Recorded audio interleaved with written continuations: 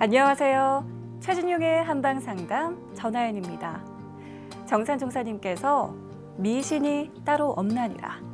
모르고 믿으면 미신이니라 라고 말씀하셨습니다. 요즘은 인터넷으로 건강 정보를 쉽게 접할 수 있는데요. 건강과 연결된 부분이기 때문에 잘못된 건강 정보는 자칫하면 치명적인 결과로 이어질 수 있으니까요. 검증되지 않은 건강 정보는 주의하셔야겠습니다.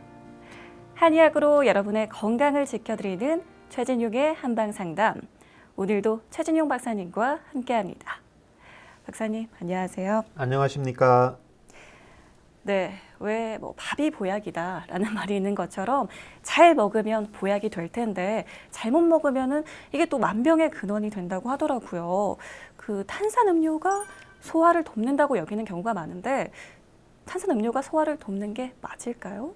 예, 정답부터 말하면 아닙니다. 그렇군요. 예, 오히려 소화라든지 역류성 식도 질환을 유발할 수가 있는데요. 네. 이 탄산에는 이제 이산화탄소가 포함이 되어 있습니다. 예, 그러면서 우리가 마시게 되면 이산화탄소와 액체가 분리가 되면서 트림이 나오게 되는 겁니다. 네. 그런데 이 산성 자체가 탄산의 이제 산성 성분이 식도 괄약근을 약하게 만들기 때문에 위장에 있는 음식물이 식도를 통해서 역류할 수가 있고, 이로 인해서 산이 역류하게 되면 목에 이물질이 느껴지거나 목이 따끔거리거나 그 다음에 위장에서 염산이 식도로 올라오기 때문에 위장의 기능이 떨어지면서 이제 소화불량이라든지 위염이라든지 역류성 식도 질환이 유발할 수가 있기 때문에 인생의 재미를 위해서 잠깐 먹는 건 좋은데 네. 이 트림 때문에 이게 소화에 도움이 된다. 이런 건 잘못된 상식이라고 보시면 되겠습니다. 그렇군요. 그렇다면은 소화 장애가 있을 때 어떻게 하는 게 좋을까요? 일단 소화 장애가 있을 때 먼저 두 가지로 먼저 구분을 하게 됩니다. 네. 동의보감에 보면 내가 음식을 과식했을 때는 당연히 소화가 안 되겠죠. 그래서 첫 번째, 과식을 했을 때 소화가 안 되는 것은 소식을 하는 습관을 들이는 게 필요하고, 그 다음에 어쩔 수 없이 과식을 했을 때는 창출과 그 다음에 대추를 차요법으로 이용을 하시면 도움이 되십니다. 네. 이에 반해서 음식을 먹지 않아도 항상 소화불량 증상이 나타나는 경우에는 생강과 대추를 같은 분량으로 해서 차처럼 이용을 하시는데, 내가 식사를 조금 많이 한 것 같다. 왠지 오늘은 소화가 잘 안 된 것 같다. 습관적으로 아침이나 저녁에 먹으면 소화가 안 된다. 이런 경우에는 이 생강과 대추차를 식사 후에 복용을 하시면 도움이 되겠습니다. 그렇군요. 일단 과식보다는 소식하는 습관 꼭 들이셔야겠고요. 과식해서 소화 장애가 발생한 경우에는 창출, 또 소식을 해도 소화 장애가 발생한 경우에는 생강과 대추를 차요법으로 이용하시면 도움이 되겠습니다. 최진용의 한방상담은 여러분의 참여로 이루어집니다. 방송이 나가는 동안 건강에 대해 궁금한 내용이 있으신 분들은 한방상담 전화 서울 02-823-2000번으로 주시거나 카카오톡에서 원음방송 검색해서 친구 추가하시고 상담 전화번호를 남겨주시면 방송 중에 최진용 박사님께 직접 상담 받을 수 있습니다. 상담을 신청하실 땐 상담 받으실 분의 키와 몸무게, 나이를 알려주시고요. 건강에 대해 궁금한 부분, 또 현재 아픈 곳 말씀해 주시면 더욱 자세하게 상담 받을 수 있습니다. 또 방송 함께 하시면서 궁금하신 점 생기면 편안하게 문의해 주시고요. 건강한 삶에 더 가까워지는 시간, 최진용의 한방상담 지금 바로 시작합니다.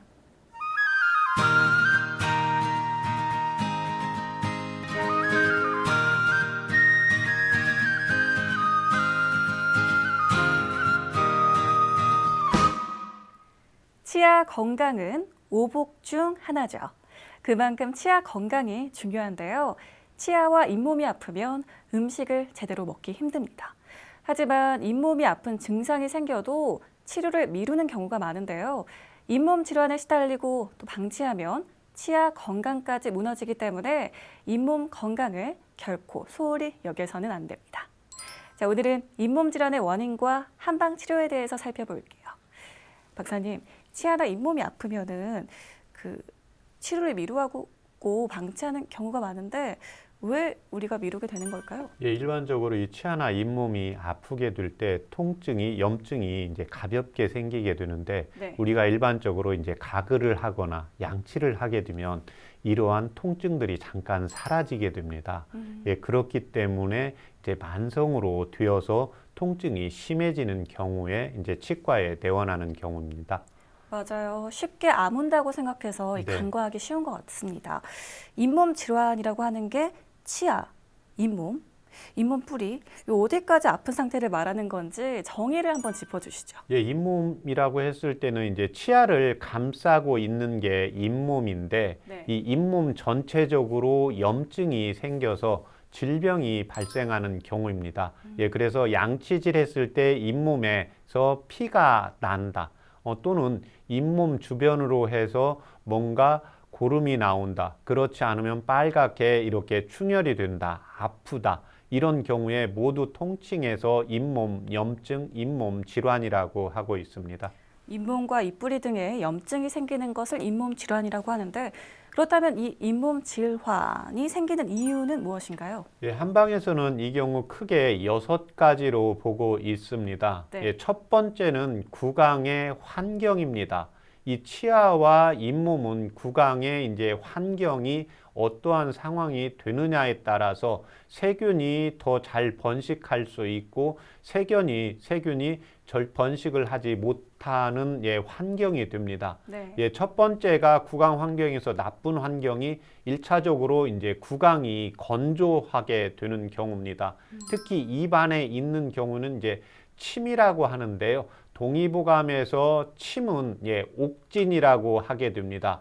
내 몸에 있는 아주 중요한 보물이라는 거죠. 네. 예, 그런데 어떠한 원인에 의해서 이 침의 분비가 적어지게 되면 내 몸에서 입속에서 생기는 세균들을 적절하게 제어를 할 수가 없게 되는 경우입니다. 네. 또 하나 요즘 음식들이 단 음식이 많기 때문에요. 우리가 단 걸 먹음으로 인해서 세균이 번식할 수 있는 습관을 많이 만들어주게 됩니다. 또 하나는 이제 흡연을 하게 되는 경우인데요. 이 흡연을 하게 되는 경우에 입속의 환경이 나빠지면서 세균이 증가하고 이제 치석이 더 증가하게 되고 또 이 흡연을 하는 경우에는 내 입속에 침이 마르게 되기 때문에 당연히 잇몸 상태가 나빠지면서 잇몸 질환이 발생을 하게 되는 겁니다. 두 번째는 스트레스입니다. 네. 스트레스를 받게 되었을 때 내 몸에서 이제 사이토카인, 특히 이제 염증 물질이 입안에서 분비가 더 되고 우리가 뭔가 긴장이 되고 스트레스를 받았을 때 교감신경 기능이 활성화가 되면서 입안이 바짝바짝 이렇게 마르는 걸 경험을 하게 될 겁니다. 네. 입안이 바짝바짝 마른다는 것은 입속의 환경이 나빠지고 또 이로 인해서 침의 분비가 줄어들고 침의 분비가 줄어들게 되면 세균의 이제 번식 능력이 높아지기 때문에 잇몸의 염증, 잇몸 질환이 심해지게 되는 겁니다. 네. 세 번째는 잘못된 양치 습관입니다. 이래서 양치는 분명히 우리가 이제 식사 후에 아침, 점심, 저녁, 그 다음에 잠자기 전, 이렇게 이제 4번 정도, 그 다음에 치과에서 이제 4분 정도 이렇게 양치질을 해야 된다고 하는데 평균적으로 우리나라 분들의 이제 양치질은 한 30초나 1분 이내에서 이렇게 끝나는 걸로 보고가 되고 있습니다. 특히 이제 양치질에 하는 경우에는 우리가 치아만 깨끗하게 닦는다는 이런 인식을 가지고 있는데 네. 이 자체가 잇몸도 마사지 해주는 역할도 하게 되고 또 하나 입속에 치아에 이제 잇몸의 이제 환경에서 혀라든지 입 천장도 깨끗하게 이제 양치를 하는 습관을 들이는 것이 필요합니다. 네. 네 번째는 우리 몸속에 이제 염증성 질환이 있거나 당뇨가 있는 경우입니다. 구강의 환경에 우리가 단 걸 많이 먹고 내 몸에 당뇨가 있는 경우에는 입속에도 당연히 당 성분이 많게 됩니다. 네. 그러면 입속에 세균이 번식하기가 쉽고 이로 인해서 치석이나 치태가 많이 발생을 하면서 이제 잇몸에 염증이 이제 심해지게 되는 특징이 있습니다. 네. 다섯 번째는 충치입니다. 당연히 이제 이 치아를 감싸고 있는 게 잇몸인데 충치가 되면 이제 잇몸에 영향을 미치면서 잇몸에 염증이 발생을 하게 됩니다. 여섯 번째는 제일 동의보감에 보면 치아는 콩팥에서 주관하고 그 다음에 잇몸은 위와 이제 대장에서 관여를 하고 있다고 적고 있습니다. 네. 그래서 역류성 식도 질환이 있거나 위염이 있거나 역류성 식도 질환이 있는 경우에는 이제 산이 위로 이렇게 올라가면서 입안의 환경이 나빠지면서 잇몸 염증이 심해지고 그 다음에 이제 대장인데요. 대장의 기능이 연동 운동이 잘 안 될 때 변비가 발생을 하게 되겠죠. 변비가 발생을 하게 되면 내 음식물의 찌꺼기가 밖으로 항문을 통해서 나가야 되는데 나가지 못하면서 식도를 통해서 인후를 통해서 올라오기 때문에 입속의 환경에 이제 열이 생기고 탁해지게 됩니다. 이러므로 인해서 또 세균의 번식 능력이 좋아지고 또 잇몸의 영양 상태가 떨어지면서 잇몸 질환이 많이 발생하는 것으로 보고가 되고 있습니다. 네, 치아에 플러그와 치석들이 쌓이게 되면 충치처럼 잇몸에 문제가 생기고요. 또 말씀 주신 것처럼 이 건강에 문제가 생겨도 잇몸 질환으로 이어질 수 있다고요. 네, 그렇습니다. 결국 내 몸의 이제 건강 상태. 그래서 일반적으로 제가 방금 말씀드린 이제 당뇨. 그렇지 않으면 이제 몸의 전신에 이제 염증 질환. 대표적인 게 이제 류마티스 질환이 되게 됩니다. 네. 그러면 이 염증은 혈관을 타고 돌아다니기 때문에요. 내 몸에 이제 잇몸 염증이 다른 장부에 영향을 줄 수가 있고 또 류마티스 질환으로 인해서 혈관에 있는 염증이 잇몸에 영향을 주게 되고 또 이로 인해서 이제 심혈관 질환도 유발을 할 수가 있기 때문에 잇몸 질환을 또 우리가 양치를 했는데 잇몸에서 피가 난다 이런 경우에는 바로 치과 진료를 받아주는 게 필요합니다. 그렇군요. 자, 스트레스나 과로가 쌓여도 생길 수 있는 이 잇몸 질환 종류는 어떻게 되나요? 종류는 크게 세 가지로 볼 수가 있습니다. 첫 번째가 풍치, 두 번째가 치은염, 세 번째가 치주염인데요. 네. 풍치는 우리가 일반적으로 잇몸에 이제 염증이 생기는 경우, 치주에 염증이 생기는 경우, 그 다음에 치아가 썩으면서 농이 생기면서 치아가 흔들리는 경우를 통칭해서 풍치라고 하는데 풍치는 크게 이제 두 번째, 세 번째 치은염, 치주염으로 이렇게 두 가지로 나눌 수가 있는데 네. 치은염은 잇몸의 겉부분에 이제 염증이 생기고 농이 생기고 양치질을 할 때 피가 나오는 현상으로 보시면 되고 치주염은 잇몸에 이제 뼈라든지 잇몸의 안쪽에 그래서 치과에 갔을 때 잇몸 수술을 해서 염증을 제거하는 경우에 이 경우를 이제 치주염이라고 보시면 되겠습니다. 네, 이 풍치, 치은염, 치주염 말씀해 주셨고요. 이게 치아 전체가 흔들릴 수 있어서 정말 심각한 질환이 될 수 있을 것 같아요.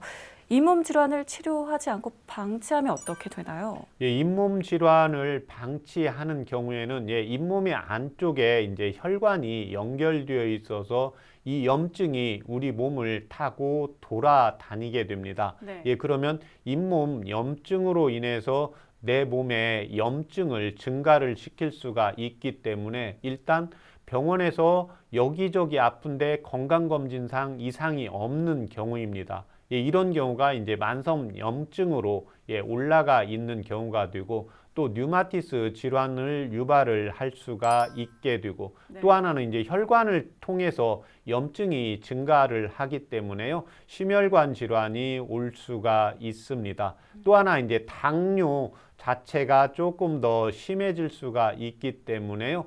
미국에서는 이 치은염 잇몸의 질환을 당뇨병의 네 번째 이제 합병증이라고 보고를 하고 있습니다. 네, 잇몸 질환 적절한 치료가 필요하겠습니다. 그리고요, 이 반복되는 염증 질환이 또 다른 질환의 신호가 되기도 할 것 같아요. 어떻게 알 수 있을까요? 그건 지금 제가 오늘 6가지 이렇게 불러드릴 텐데요. 네.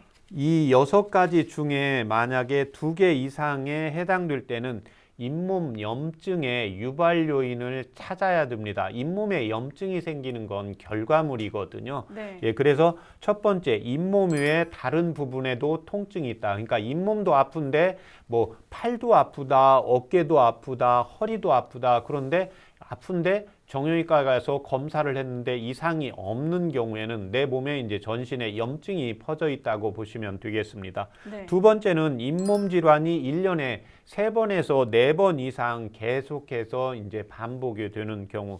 세 번째는 피곤할 때 잇몸이 들뜨고 붓는 경우.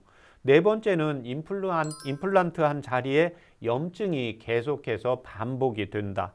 다섯 번째는 입맛도 없고 소화가 잘 안 된다. 여섯 번째는 만성 피로가 있다. 이런 경우에서 잇몸에 염증이 발생하는 경우에 이 6가지 증상 중에서 2가지 이상이 나타날 때는 염증의 유발 요인을 찾아서 치료를 해주는 게 필요합니다. 그렇군요. 정말 잇몸 염증 쉽게 간과하면 안 된다는 점 기억해 주시고요. 자, 최진욱의 한방 상담, 오늘은 잇몸 질환에 대해서 살펴보고 있습니다. 잇몸 질환에 대해 궁금하신 점이 있거나 현재 아픈 곳이 있다면 서울 02-823-2000번으로 전화 주시면 우리 박사님께 직접 상담받을 수 있습니다. 계속해서 질환에 대한 오해와 진실을 건강 팩트 체크에서 살펴보겠습니다. 첫 번째, 잇몸 질환에 대한 건강 팩트 체크입니다. 치약보다 소금으로 닦는 것이 더 좋다. 왜 옛날 옛적에 치약이 없을 때 소금을 썼다고 들었는데 소금이 좋은 건가요? 그래서 요즘 이제 유튜브에도 보면 소금이 좋다. 그렇지 않으면 소금은 피하는 게 좋다. 이런 유튜브에 영상이 올라온 게 있습니다. 네. 기본적으로 양치질을 할 때는 소금보다 치약이 낫습니다. 소금은 우리가 아주 얇게 갈아도 여기에 입자가 있는데 이 입자가 잇몸에 스크러치를 일으키고 이로 인해서 이제 염증이나 감염을 일으킬 수가 있기 때문에 소금으로 양치를 하는 것은 피하는 게 필요하고 네. 그 다음에 소금물을 쓸 수 있는 것은 가글을 이용을 하시면 됩니다. 이때도 소금에 내 몸의 염분의 농도가 조금 더 높은 경우가 있고 낮은 경우가 있는데 이런 경우에는 약국에서 완전히 멸균된 멸균 생리 식염수를 이용을 해서 가글을 이용을 하시는 것은 도움이 되시지만 소금으로 양치를 하는 것은 피하시는 것이 잇몸 건강에 도움이 되겠습니다. 그렇군요. 이 소금물 가글 기억해 둬야겠습니다. 잇몸 질환에 대한 건강 팩트 체크 이어갑니다.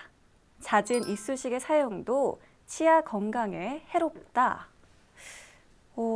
이물질을 빼기 위한 이쑤시개 사용. 그렇습니다. 괜찮을까요? 우리가 이제 음식점에 가면 꼭 있거든요. 네. 그런데 1차적으로 이게 완전히 멸균이 되어야 되고 또 하나 우리가 이쑤시개를 이용을 하는 경우에 치아와 치아 사이가 더 넓어질 수가 있고 또 하다가 보면 잇몸이 연약한 분들은 그쪽으로 약간 상처를 내면서 염증이 생기고 감염이 될 수가 있기 때문에 잇몸이 약하신 분들, 특히 잇몸 질환으로 1년에 한두 번 정도 잇몸 치료를 이렇게 받는 분들은 이쑤시개를 사용하지 않는 게 바람직하겠습니다. 네, 잇몸 질환에 대한 마지막 건강 팩트 체크입니다. 치실을 매일 사용할 필요는 없다. 왜 치과를 가면은 요 사용을 권장하시던데 어떤가요? 이건 매일 사용을 해야 되고 아침, 점심, 저녁 계속 사용을 해야 됩니다. 네. 우리가 음식물을 먹었을 때 그리고 내 구강 내 환경, 구강 내 환경은 내 몸의 환경과도 밀접하게 관련이 되어 있습니다. 그래서 내 몸의 환경이 안 좋으면 구강에 영향을 주고 또 구강의 환경이 좋지 않으면 내 몸에 영향을 줄 수가 있기 때문에 항상 우리가 음식을 먹은 다음에 또 커피를 마신 다음에는 산책이 필요한 게 아니라 꼭 치실과 치간 칫솔을 이용을 해서 양치하는 습관을 들이는 게 필요합니다. 그렇군요. 잇몸 질환에 대한 건강 팩트 체크 살펴봤고요. 그렇다면 이 잇몸 질환을 한방에서는 어떻게 치료하고 있을까요? 제가 원인이 6가지라고 했는데요. 첫 번째 제일 중요한 게 이제 한방에서 구강의 환경입니다. 네. 구강의 환경인데 이제 구강에 건조증이 있는 분들, 구강에 건조증이 있는 경우도 2가지로 나누어집니다. 내 몸 자체에 열이 있는 분들은 음식이나 물을 많이 먹고 침을 생기게 해도 입이 바짝바짝 마르게 되기 때문에요. 이때는 이제 한방에서 위에 열을 꺼주는 치료를 하게 되고 내 몸에 이제 진액이 부족한 경우에는 진액을 채워주는 치료를 하게 됩니다. 네. 또 하나는 내 몸에 구강 내에 제일 중요한 게 침인데요. 침의 분비가 잘 안 되시는 분들이 있습니다. 그래서 이런 경우에는 이제 3개의 침샘을 자극을 해주면서 침 분비를 늘리는 침이나 뜸, 약물을 사용을 하고 있고 마지막 구강 환경에서 이제 흡연이 있기 때문에요. 자꾸 잇몸에 염증이 생긴다. 치과 치료에서 염증 치료, 스케일링을 해도 다시 재발한다. 이런 경우에는 어떤 치료에 앞서서 가장 먼저 금연을 하시는 것이 필요합니다. 2번째는 스트레스입니다. 네. 스트레스를 받게 되는 경우에는 교감신경이 항진이 되고 우리가 입이 바짝바짝 마르는 걸 경험을 누구나 하셨을 경우입니다. 이런 경우에는 이제 스트레스를 받은 경우, 그래서 대부분 치과에 진료를 가면 치아는 멀쩡한데 잇몸에 염증이 생긴다. 이런 경우들이 있거든요. 네. 그래서 이런 경우에는 자신이 스트레스를 좀 받고 있는지를 잘 살펴야 되는데 스트레스에는 정말로 제가 진료를 하다가 보면 스트레스 때문에 병이 온 분이 한 50%인데 그 중에 50% 중에서 사실은 한 45% 이상은 자기가 스트레스를 받고 있지 않다고 생각을 하고 있습니다. 내가 이제 가정주부로서 그 다음에 어떤 맡은 일을 하는 역할로서 그 일을 하기 위해서 어느 정도 스트레스는 감당한다 이렇게 인식을 하고 있기 때문에 스트레스라고 인식을 하지 않는 분들이 많습니다. 그래서 이런 경우에는 내가 한숨을 쉰다. 그래서 주변에서 왜 자꾸 한숨을 쉬어? 이런 경우에는 스트레스가 있다고 보시면 되고요. 네. 뭔가 맵고 자극적인 음식을 내가 예전에는 안 먹었는데 삶이 조금 힘들어지고 뭔가 신경 쓸 일이 많아지면서 뭔가 자극적인 음식을 땡긴다. 또는 내가 단 걸 많이 안 먹었는데 자꾸 단 게 많이 땡긴다. 이런 경우에는 내 몸이 힘들고 스트레스 때문에 온다고 보시면 되겠습니다. 네. 3번째는 내 몸에 다른 염증성 질환과 당뇨가 있는 경우입니다. 당뇨가 있는 경우에는 이제 내과나 내분비내과에서 당뇨 치료를 받으면서 당을 조절을 하는 것이 필요하고 그 다음에 이제 류마티스 질환이라든지 여기저기 아파져서 발생하는 염증성 질환, 염증 치료를 해주는 게 필요합니다. 마지막으로 위와 이제 대장의 기능이 떨어져 있을 경우입니다. 네. 위장 기능이 떨어졌다, 역류성 식도염이 있다. 선천적으로 위열이 많이 있어서 잇몸에 조금만 신경을 안 써도 잇몸에 염증이 발생하는 경우입니다. 그래서 이 경우에는 실질적으로 위에 열을 꺼주는 치료를 해야 되고 제가 오늘 가져온 치료 사례도 잇몸 치료학과 위열을 꺼주면서 이제 치료한 사례를 말씀을 드리겠는데 네. 이 입속의 환경은 항상 위장과 식도와 그 다음에 구강을 통해서 연결되어 있기 때문에 위장의 상태를 잘 살펴주는 것이 필요합니다. 마지막으로 이 대장인데요. 우리가 음식물이 들어온 입으로 들어와서 가장 마지막에 나가는 곳은 항문, 대장을 통해 대장의 연동운동을 통해서 나가는데 대장의 연동운동이 안 되고 배가 차가우면서 장에서 활동이 안 되면서 변비가 생기는 경우에는 하수도가 우리 하수구에서 하수도가 막히면 위로 올라오면서 역류하면서 냄새가 나잖아요. 네. 예, 그래서 이런 분들의 경우에는 이제 구취도 심해지고 예, 잇몸에 염증이 심해지기 때문에요. 항상 내가 변을 잘 보고 있는지 예, 2, 3일에 한번 봐도 변을 보고 난 다음에 아주 개운한 느낌이 있는지를 꼭 확인하는 습관을 들이는 게 필요합니다. 네. 자, 그럼 계속해서 치료 사례를 바로 살펴볼까요? 어떤 한방 치료 사례가 있을까요, 박사님? 예, 제가 오늘 가져온 치료 사례는 이제 잇몸 염증 치료 사례입니다. 53세 남성, 178cm, 85kg, 열태음인 체질. 예, 오른쪽 관맥이 부하고 삭하고 1분의 맥동수가 88였습니다. 현재 고혈압, 당뇨약, 고지혈증약을 복용 중이시고 주 증상은 오른쪽, 위쪽 잇몸이 부어서 음식을 씹지 못해서 이제 치과에 내원했습니다. 네. 잇몸 치료를 하고 이제 항생제 처방을 받아서 복용을 하는데 치료가 되지 않으면 치아를 뽑아야 된다고 했습니다. 예, 치과 진단 시 치아는 건강하지만 잇몸이 약해서 발생하는 염증이라고 했습니다. 반복해서 4개월 정도 치료를 해도 항생제를 먹으면 안정이 되는데 예, 약을 끊고 한 3, 4일 정도 되면 잇몸에 다시 염증이 재발한다고 했습니다. 예, 그래서 치과에서 잇몸이 약해서 임플란트를 하는 것이 이제 좋다고 했는데 잇몸 치료를 받고 싶어 내원한 환자였습니다. 네. 상기 환자는 열태음인 체질이면서 오른쪽 관맥이 부하고 삭한 것으로 위장과 이제 신체의 열로 인해서 구강 내 환경이 열하면 잇몸에 예, 구강에 이제 세균이 번식하는 환경이 좋아지고 또 잇몸에 예, 염증이 계속해서 이제 발생을 하는 것으로 진단을 했습니다. 그래서 위장의 열과 신체의 열을 꺼주는 약 50%, 예, 그 다음에 잇몸 염증 치료 한약 이제 50% 비율로 해서 1개월 치료 후에 이제 잇몸 염증 치료가 이제 완치가 되었는데 치과에서 이제 임플란트를 하지 않아도 치과에서 이제 잇몸이 치료가 되었다고 해서 치료를 종료한 사례입니다. 네. 잇몸 질환에 대해서 살펴보고 있습니다. 잇몸 질환에 대해 궁금한 점이 있거나 현재 아픈 곳이 있다면 서울 02-823-2000번으로 전화 주세요. 또는 카카오톡에서 원음방송 검색해서 친구 추가하시고 상담 전화번호 남겨주시면 방송 중에 최진용 박사님께 직접 상담 받을 수 있습니다. 여러분은 지금 최진용의 한방상담 함께하고 계십니다.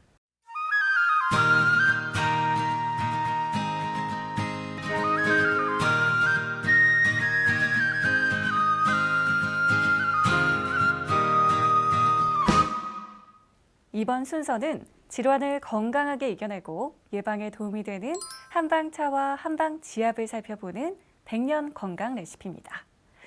잇몸 질환에는 어떤 한방차가 좋을까요, 박사님? 예, 이 잇몸 염증에 도움이 되는 한방차는 예, 금은화와 예, 지골피를 차요법으로 이용을 하시면 도움이 되십니다. 네. 금은화 10g, 예, 지골피 5g, 예, 가스 중간불 정도로 해서 한 25분에서 30분 끓이는데요. 물을 1500cc 넣고 한 100cc 나오게 달이세요. 네. 예, 그러면서 예, 잇몸을 한번 가글을 예, 입안에 머금었다가 이렇게 삼켜주시면 되는데 특히 아침에 예, 잠자기 전에 하루에 한 번 정도 하시면 되고 예, 그 다음에 잇몸에 염증이 자꾸 재발한다. 예, 잇몸에 염증이 조금 심하다. 나이가 50 이상이다. 이런 경우에는 아침 저녁으로 예, 그래서 아침에 일어나서 예, 머금었다가 삼켜주시고 예, 그 다음에 취침 전에 예, 이 차요법을 예, 따뜻하게 해서 머금었다가 삼켜주시면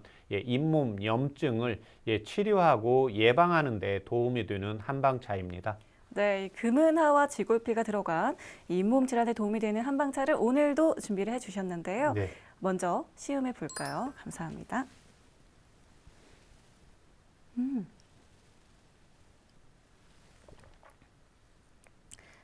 이게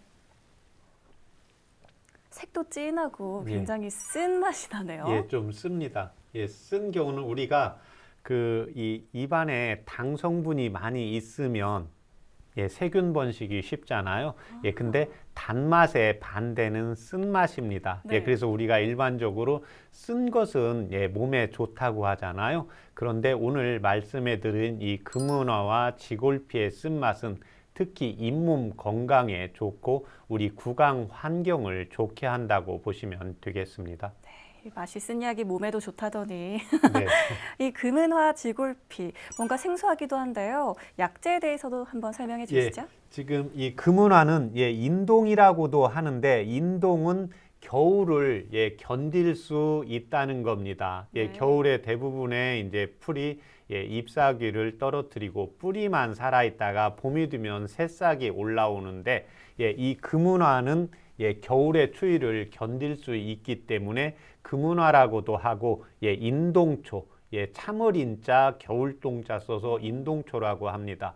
그래서 평상시에 몸 안에 이제 염증이 나는 경우 또는 얼굴에 이제 종기라든지 이제 트러블이 나는 경우 입안이 마르면서 갈증이 나는 경우에 이 금은화를 차요법으로 이용을 하시면 도움이 된다고 했고 네. 이 쥐골피는 구기자 나무의 뿌리의 껍질입니다.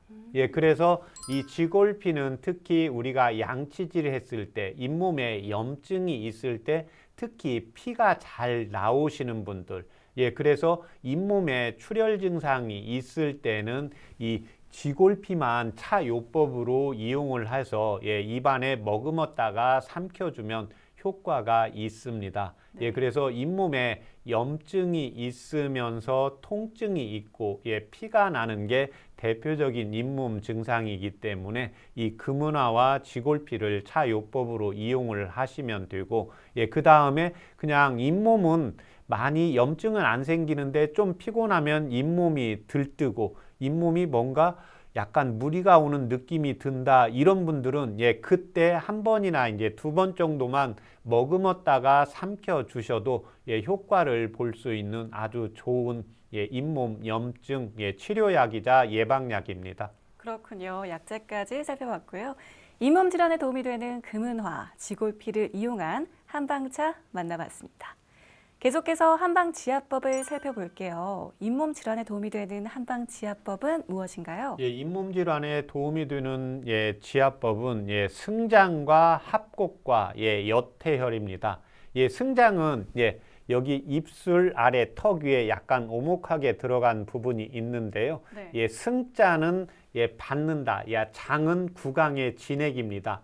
구강의 진액을 조절시켜주는 혈자리가 승장입니다. 그래서 이 승장의 혈자리를 지압을 하실 때는 입을 살짝 벌리고 이 입술 아래 오목하게 들어간 부분을 본인의 2번째 손가락으로 해서 이렇게 살살 돌려주시면 됩니다. 네. 한 50번 정도 살살 이렇게 돌려주시고 끝내시면 되고 그 다음에 합곡이라는 혈자리와 여태라는 혈자리인데 동의보감에서 잇몸을 주관하고 있는 장기는 대장과 위가 됩니다. 그래서 대장의 원혈이 합곡이 되는데요. 합곡은 2번째 손가락과 첫 번째 손가락이 만나서 뼈에 합해지는 오목한 부분입니다. 그래서 이 부분을 자신의 엄지손으로 해서 10초씩 5회 정도 이렇게 지압을 해주시면 되고 그 다음에 여태혈은 족양명 위경의 화혈입니다. 그래서 위장의 열이, 위장의 산이 구강으로 올라오는 것을 꺼주는 역할을 하게 되는데요. 2번째와 3번째 발가락 사이입니다.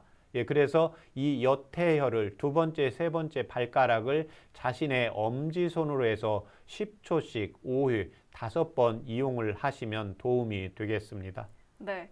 백년건강 레시피. 오늘은 잇몸 질환에 도움이 되는 한방차와 한방지압법을 살펴봤습니다. 잠시 후에 여러분의 건강에 대한 궁금증을 최진용 박사님이 직접 해결해드리는 한방상담이 이어지니까요. 계속해서 채널 고정해 주시고요. 여러분은 지금 최진용의 한방상담 함께하고 계십니다.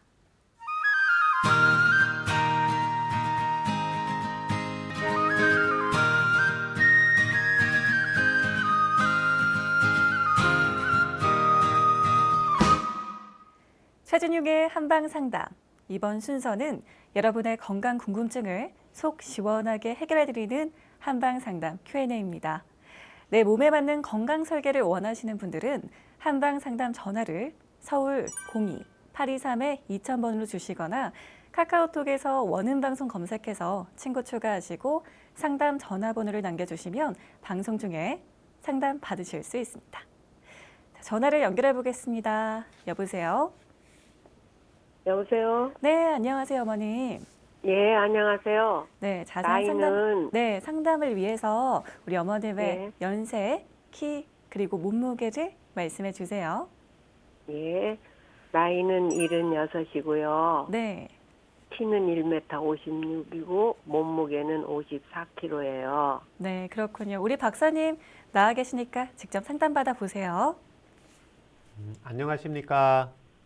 박사님 수고 많으십니다. 네. 항상 방송 듣고 있어요. 감사합니다.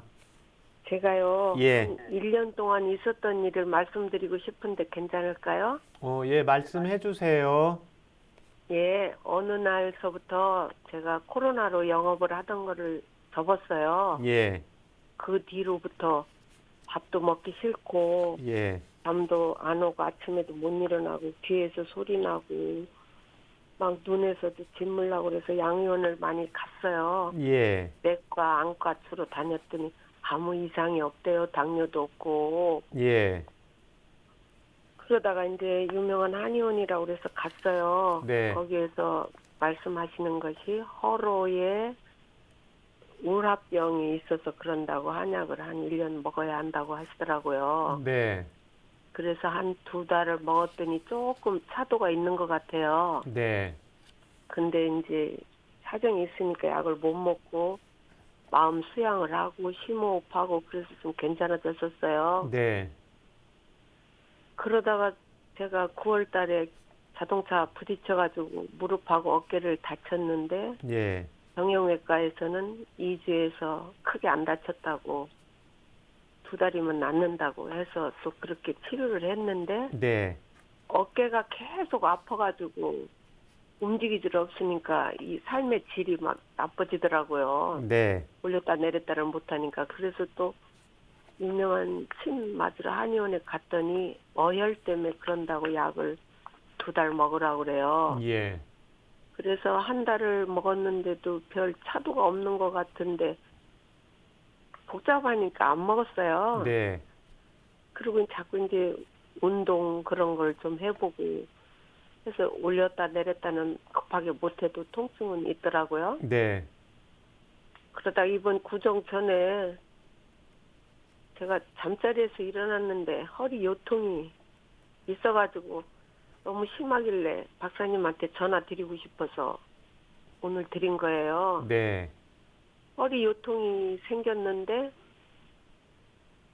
아우 막 진통제를 먹어야겠다 그런 마음으로 밥 먹고 1시간 후에 진통제를 먹었는데 배가 아프더라고요. 그래서 나는 이런 약을 못 먹겠구나 그런 마음으로 안 먹고 참았는데 밤 되니까 아랫배가 막 차고 아프고 정신이 없어요. 네, 그래서 그게 진통제가 아니고 딴 내가 병이 있구나. 그래서 오늘 박사님한테 전화를 드렸어요. 네, 합백을 하고 부정이라 병원도 못 가고 그래서 조금은 괜찮은 것 같은데 심호흡을 하고 그래도 제가 무슨 심한 병에 걸렸나 그래서 한번 여쭤보려고 전화드렸습니다. 다 현재, 말씀드렸어요. 네, 현재 그 뭐 혈압약이나 당뇨약 복용하시는 거 있으세요? 그런 건 없고요. 예, 이제 전번 검사에서 내과에서 혈압약을 먹으라고 그러더라고요. 그래서 제가 잘 그렇지 않은데 그러네요. 그랬더니 한번 져준 거 있어요. 근데 안 먹고 네, 너무 집에서 혈압 재봐서 높으면 하나씩 먹은 적이 한 대여섯 번 있어요. 네, 딴 약은 먹는 거 없습니다. 네. 지금 그동안 살아오시면서 수술 받으신 적 있으세요? 수술 없고 구안의사가 와가지고 한 9년 전에 예, 병원에 잠깐 다녔던 거 외에는 수술은 없어요. 예. 그때 구안의사가 어느 쪽으로 오셨습니까? 왼쪽이요. 네. 지금 그래서 이제 그런지 예, 박사님 항상 왼쪽 눈에 진물이 나고 요즘에 느낀 거요. 예, 입술이 아랫입술 왼쪽에 항상 불어나 있어요. 예. 그랬더니 그 한의원 선생님은 비장이 안 좋아서 그러니까 약을 오래 드셔야 한다고 그렇게 하시더라고요. 네. 근데 형편이 또 못 먹고. 예. 지금 이제 1년 전부터 이제 코로나 상황 때문에 지금 하시는 제가 일을 영업을 예, 네, 이렇게 이제 내려놓으셨잖아요. 네. 예. 지금 소화는 예, 요즘 소화는 어떠세요? 먹기 싫어서 안 먹어서 그렇게 막 뭐 이상한 것만 먹고 싶어요. 배고프면 라면 같은 거 이런 거. 그런데 안 예. 먹으려고 노력을 하고 하루 3끼를 꼭 먹으라고 한의사 선생님이 하길래 예. 먹기 싫어도 억지로 조금씩 계속 먹었어요. 이제 안 됐다면요. 예. 그 하루 3끼를 언제부터 꼬박 드셨어요? 한 3개월 됐죠. 예. 몸무게는 늘지는 않으셨습니까? 네, 그대로. 그대로시고요. 예. 예. 화장실 대변은 잘 보세요. 네, 잘 봐요. 예. 제 시간에. 예, 지금 하시던 일은 언제부터 하셨던 일이십니까? 30년 정도 했죠. 예. 그랬는데 이제 문을 닫았어요. 예. 좀 집에 있으면 답답하지 않으세요? 답답해서 조금씩 돌아다녔는데 무릎을 다쳐가지고 예. 몇번 못 다녔지. 예. 그 설명 드리겠습니다. 지금 이제 허리도 아프고 그다음에 이제 어깨도 아프고 그런데 이 일 자체가 이제 코로나 상황 때문에 어머님께서 이제 하시던 일을 스스로 그만두신 게 아니라 어떤 환경 여건 때문에 그만두셨잖아요. 예, 그래서 그 한방에서 체질을 나눌 때 우리가 이제 여성분들이 어떤 결혼을 하시든 그렇지 않으면 혼자 계셔도 이렇게 집안에 있는 걸 좋아하시는 분이 계시고 이제 밖에 나가서 무언가 일을 하시는 걸 좋아하시는 분이 있습니다. 예, 그래서 네. 대체적으로 이제 체질로 말하면 이제 조금 더 이제 외향을 추구하는 바가 있고 이제 내적인 걸 추구하는 그런 음적인 체질이 있는데 이렇게 네. 오랫동안 30년 동안 이제 일을 하셨다는 것은 밖에 일이 어느 정도 이제 적성에 좀 맞게 되는 거거든요. 예, 그런데 여기에서 이제 자기가 하시던 일을 어쩔 수 없이 이제 그만두게 되었을 때 이 경우에는 이제 상황이 이제 우라병도 있게 되고 또 하나는 한방에서 이제 탈형 실정증이라고 해서 그 우리가 스트레스를 받았을 때 제가 여러 번 말씀을 드리는데 뭔가 내가 하고 싶은 것, 예, 그래서 요즘 이제 코로나 때문에 재택근무를 하시는 걸 좋아하시는 분이 있고, 예, 어떤 분은 재택근무를 하다 보니까 좀 답답증이 나서 이렇게 좀 불편하신 분들도 있는데, 어머님 상황은 지금 그거보다 조금 더 안 좋은 상황이다 보니까 이제 가슴 쪽에서 이제 답답증, 우라증이 이제 생기면서 아마 그러다 보니까 음식도 조금 자극적인 게 이제 당기게 되십니다.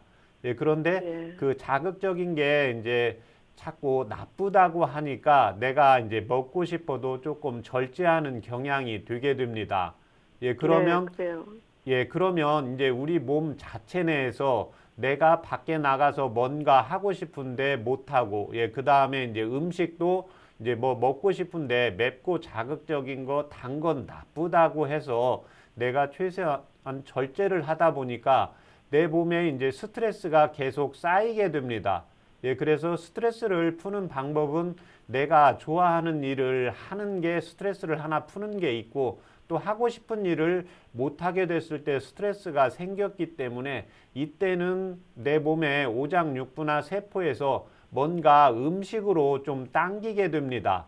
예, 그래서 대체로 이제 여성분들이 일을 하시면서 이제 스트레스 또 가정에서 스트레스를 받았을 때 좀 많이 매콤한 게 이제 당기게 되는 경향들이 있거든요.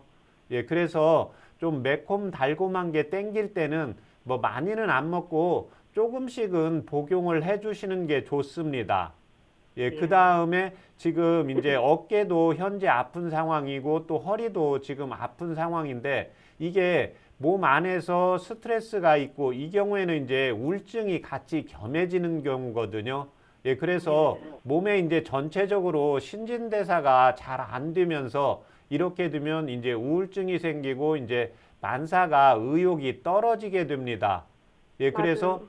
예, 이제 오히려 잠을 자고 특별히 무리한 게 아닌데 일어났을 때 허리가 아프다는 것은 예, 요방형근이 긴축이 되면서 안에서 신진대사가 잘 안 되어서 나타나는 현상이거든요.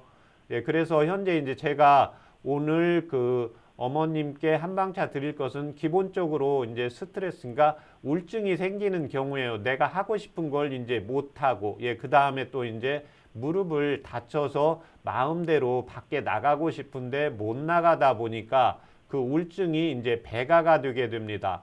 예, 그래서 우울증을 풀어주고 그 다음에 이제 신진대사를 시키고 또 하나 이제 근육이나 허리 쪽으로 따뜻하게 순환시키는 약재를 처방을 해드릴 겁니다. 예, 적어보세요. 예, 예. 예, 향부자. 네. 예, 그 다음에 복신. 목침? 예, 아니, 예, 그 다음에 신체 할 때 신자입니다. 아, 곡, 아니요, 복요. 복신. 예. 예, 예. 죄송합니다. 예, 그 다음에 감초. 감초. 예, 그 다음에 우슬. 네. 예, 지금 어머님 음식 드실 때 약간 얼큰한 거 좋아하세요? 원래는 안 그랬는데요. 예. 요새 좀 먹기 싫으니까 그런 걸 찾더라고요. 예, 그게 이제 그 먹기 싫은 것도 있고 또 하나는 내 몸에 이렇게 답답증이 뭔가 생기는 겁니다. 예, 그래서 아까 제가 맨 처음에 물어봤을 때 이제 밖에서 일을 좀 하시는 게 어느 정도 나하고 적성이 맞았는데 못 하다 보니까 이제 밖에 조금씩 나가고 이러셨잖아요. 예, 근데 예. 이제 지금 무릎 때문에 그걸 못 하게 생기니까 내 몸에 답답증이 생기면서 이제 몸에서 뭔가 얼큰한 걸 먹어서 그 답답증을 풀려고 하게 됩니다. 예, 그러면 이제 그 한방차에다가 생강 500원짜리 동전 크기만 하게 해서 2개 넣으시고요. 예. 예, 그 다음에 대추 1개요. 예. 예, 그렇게 해서 물을 1500cc 넣으세요. 예. 예, 그렇게 해서 그 다음에 이제 중간불 정도로 한 25분에서 30분 달이시면 100에서 120cc 나옵니다. 네. 예, 그러면 그걸 아침에 일어나서 그냥 그걸 먼저 한 잔 드세요. 예. 예, 그 다음에 이제 점심하고 저녁 사이에 출출할 때 다시 한 잔 드시고요. 예. 예, 그렇게 해서 이렇게 좀 꾸준히 한 3개월에서 4개월 정도 복용하시고 저희 방송국에 다시 한번 전화 주세요. 네. 네, 그렇게 하시면 됩니다. 고맙습니다. 네. 네, 이 몸과 마음의 건강은 따로 볼 수 없다는 점 기억해 주시고요. 우리 어머님이 몸 건강, 마음 건강 잘 챙겨가셨으면 좋겠습니다. 건강 상담은 체질이나 상황에 따라 개인차 있을 수 있다는 점 미리 말씀드리고요. 계속해서 다음 전화를 연결해 보겠습니다. 여보세요? 여보세요. 네, 안녕하세요. 예, 안녕하세요. 네, 어머님 자세한 상담을 위해서 연세와 키 그리고 몸무게를 말씀해 주세요. 예, 나이는 60 안 하고 60 몸무게 키는 167에 몸무게는 50kg입니다. 그렇군요. 우리 박사님과 직접 상담해 보세요. 안녕하십니까? 예, 선생님 안녕하십니까? 네. 제가 몇 달 전에 전화 드렸는데 제가 폐가 한쪽 없고 결핵성 늑막염을 앓아갖고 몸무게가 지금 10몇 킬로 빠졌거든요. 그때 이야기 들었거든요. 네. 그리고 황기, 황정, 백출, 감초, 당귀, 대추, 생강 이렇게 이제 4개월 고안무라 그러셨어요. 네. 그래 모아문데도 몸무게가 안 올라와서 네. 그래서 제가 다시 전화 드렸습니다, 선생님. 아, 지금 이 차요법 몇 개월 복용하셨어요? 한 4개월 정도에. 예, 4개월 정도 복용하시고 지금 4개월 전이나 몸무게는 똑같으세요? 예, 예. 선생님. 음식 소화는 어떠세요? 소화는 막 그런 대로 괜찮습니다. 예, 입맛은요? 예, 입맛도 막 없고 그렇지는 않습니다. 너무 맛 좋지는 않아도 그래 옛날같이 그래 없지는 않은데 몸무게하고는 연관이 안 되네요, 선생님. 아, 지금 이 몸무게는 그 제가 이제 연세가 있고 그 다음에 지금 폐가 한쪽이 이제 약하신 상황이고 이제 전체적으로 기혈이 약해져 있는 상황이거든요. 예, 맞습니다. 현재 이 약을 드시면서 약 맛은 드시기에 느낌이 어떠셨어요? 그냥 이제 이걸 먹으니까 밥맛이 좀 땡기고 조금 몸이 조금 낫기는 낫는데 예, 안 물 때보다는 예. 낫는데 그래도 몸무게가 완전 올라와줘야 이게 낫는 건데 몸무게하고는 안 되네 선생님. 아, 지금 그러니까 이제 뭔가 그 입맛은 좀 더 난 느낌이 드는데 이제 몸무게는 비슷하다 이거죠? 예. 예. 지금 몸무게가 올라와줘야 이게 낫는 긴데 네. 몸무게는 매일 체크하세요? 아니에. 예. 지금 병원에서 처방받아서 복용하는 약 있습니까? 약은 콜레스테롤 약이 있습니다 선생님. 예, 콜레스테롤 약이요. 아, 그러면 지금 여기에다가 그 천궁 있죠? 예. 예, 그 지금 당귀 양을 조금 더 늘리세요. 아 당귀 양을 예, 당귀 양을 지금 양보다 배로 늘리시고요. 아, 예, 그 다음에 지금 현재는 콜레스테롤 약만 드시는 거죠? 예. 예, 그 다음에 이제 청궁을 4g 더 추가하세요. 예. 예, 이제 이 콜레스테롤 약이 고지혈증 약이 어떤 거냐면 요즘 그 스타틴 계통의 약인데 이 약이 무슨 효능을 하냐면 간장에서 예, 우리 몸에 필요한 콜레스테롤을 생산을 못하게 하는 겁니다. 예, 그런데 지금 그 몸무게가 50이고 콜레스테롤 약을 먹기 때문에 이제 고지혈증은 안정이 되는데 내 몸에서 맞습니다. 예, 물질을 분해하고 이제 합성하는 대사 기능. 그래서 동의보감에서는 간장에서는 우리 몸에 필요한 영양분을 만들어주는 역할을 간에서 하게 됩니다. 예, 그런데 그 간장의 기능에서 그 만들어주는 역할을 콜레스테롤이 우리 몸에 너무 많아졌을 때는 문제지만 내 몸의 세포막을 구성을 하고 여러 가지 이제 영양물질의 이제 기초 물질이 되게 됩니다. 예, 그래서 이것을 생산을 적게 하기 때문에 지금 현재는 이제 간장의 기능을 올리려고 더 올려줘야 될 것 같아요. 예, 그래서 기존에 복용했던 약에다가 그 당귀의 양을 당귀 배로 양을 늘리시고 배로 늘리고 예, 그 다음에 청궁을 4g 더 추가하세요. 예, 그 다음에 이제 그렇게 복용을 해서 1개월 복용을 하시고 전화를 주시는데 지금 이제 원래 이 몸무게가 증가를 할 때는 봄과 여름에는 몸무게 증가가 잘 안 됩니다. 그리고 가을, 겨울에 이제 몸무게가 증가가 되는 거고 우리 인체에서는 봄, 여름에는 양기가 성해지기 때문에 2차 요법을 드시고 전보다 그러니까 지금보다 그 입맛이 조금 더 나고 예, 그 다음에 기운이 조금 더 나는 것 같으면 효과가 있는 겁니다. 예, 그래서 효과가 있었어요. 몸무게가 올라와줘야 낫는 건데. 예, 그러니까 이제 몸무게가 느는 데는 시기가 있습니다. 예, 그렇게 하고 현재 콜레스테롤 약을 먹기 때문에 간장에서 내 몸에 필요한 영양분을 적게 만들게 지금 그 약이 하고 있어요. 예, 그런데 그 약 자체가 이제 내 혈중에 콜레스테롤이 너무 많으면 문제이기 때문에 이제 병원에서 처방해 주는 대로 드시는데 이제 그 약을 드시지 않으면 약효가 좀 더 날 수가 있는데 우선 그래서 간장의 기능을 활성화시키는 그 당귀나 청궁 쪽의 약을 늘리고 1개월 정도 복용을 하시고 몸무게는 그러니까 이제 입추가 되시기 전까지는 몸무게를 의식을 하지 마시고 식사가 조금 더 낮고 예, 그다음에 그냥 기력이 그냥 비슷하거나 조금 더 올라가는 느낌이 있다 그러면 약이 효과가 있는 겁니다. 그래서 몸무게가 느는 건 가을이 지나야 이제 몸무게가 늘 수 있다고 보시면 되겠습니다. 지금 가을이 안 지났습니까? 입춘이 지났는데. 아, 지금은 이제 입춘, 봄이요. 예, 그래서 봄과 여름에는 우리 몸에 이제 물질 대사 기능으로 에너지가 쓰여집니다. 그리고 가을과 겨울에는 날씨가 추워지기 때문에 우리 몸이 추위를 이기기 위해서는 몸무게가 증가하게 변화가 되거든요. 예, 그래서 조금 이렇게 좀 더디기는 하지만 식사량이 조금 늘고 그 다음에 소화가 괜찮고 에너지가 좀 기력이 좀 느껴지면 몸무게가 늘지 않아도 약효가 있다고 보시면 되겠습니다. 아, 네, 어머님. 네. 네, 한방타요법으로 꾸준하게 관리해 주시면 좋겠습니다.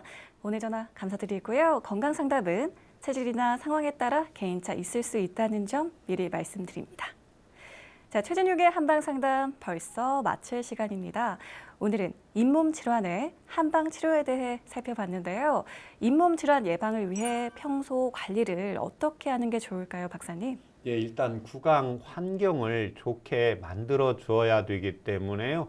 우리가 양치질을 할 때 치아나 잇몸만 닦지 마시고 혀도 깨끗하게 이제 닦아 주시고 입천장도 닦는 습관을 들이는 게 필요합니다.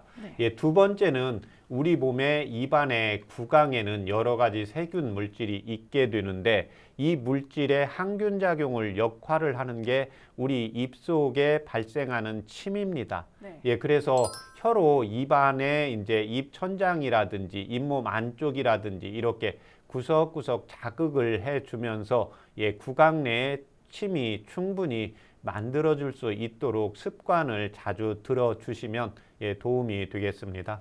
그렇군요. 건강한 잇몸과 치아 건강을 위해서 양치질을 할 때는 입뿐 아니라 입 천장까지 꼭 함께 닦아야겠습니다.